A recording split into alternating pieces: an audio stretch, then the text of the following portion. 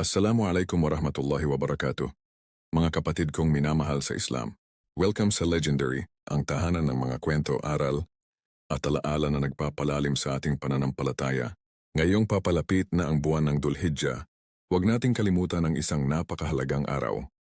Ang Yawmun Arafah, isang araw na puno ng habag, gantimpala at pag-asa mula kay Allah.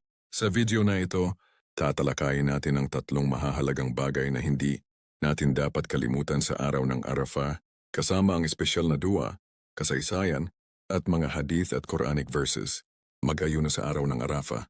Ang Propeta Muhammad, sumakanya nawa ang kapayapaan, ay nagsabi, ang pag-aayuno sa araw ng Arafah ay nagpapatawad ng kasalanan ng nakaraang taon at ng susunod na taon. Sahih Muslim 1162. Ito ay sinabi ang hindi matatawaran para sa mga hindi gumagawa ng Hajj. Kaya mga kapatid, kung kaya natin, mag-ayuno tayo sa araw na ito. Gawin ang pinakamainam na dua. Sinabi ng propeta, sumakanya nawa ang kapayapaan. Ang pinakamainam na dua ay ang dua sa araw ng Arafah.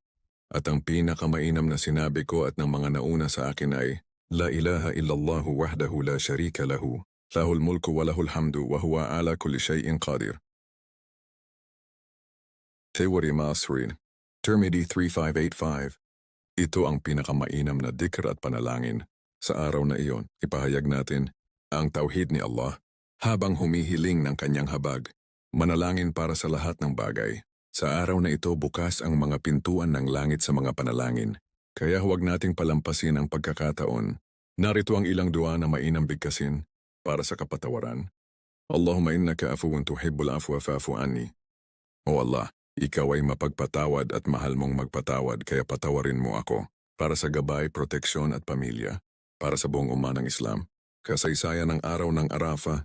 Ang araw ng Arafah ay may napakalaking halaga dahil dito ipinahayag ni Allah. Ngayong araw ay nilubos ko na ang inyong relihiyon para sa inyo at pinasakdal ko na ang aking biyaya sa inyo. Surah Al-Ma'idah, chapter 5, verse 3. Ito ay ipinahayag habang ang propeta, Muhammad, sumakanya nawa ang kapayapaan, ay nasa Mount Arafat at dito rin ibinigay ang huling sermon. Isang mensahe ng pagkakapantay-pantay, awa, at pananagutan sa harap ni Allah, subhanahu wa ta'ala. Mga kapatid kong Muslim, ang araw ng Arafah ay isang paanyaya ni Allah upang tayo'y lumapit, humingi, and magsimula muli. Kaya habang hindi pa ito dumarating, ihanda natin ang ating puso, katawan at kaluluwa. Mag-ayuno tayo kung kaya, bigkasin ang mga dhikr at higit sa lahat, manalangin na parang ito na ang ating huling pagkakataon. Ako si Legendary, o ito ang Legendary page, kung saan ang pananampalataya ay binibigyang buhay at ang alaala ng Islam ay muling iniaalay. Don't forget to follow and share to get latest Islamic teaching and lectures. Wassalamu alaikum warahmatullahi wabarakatuh.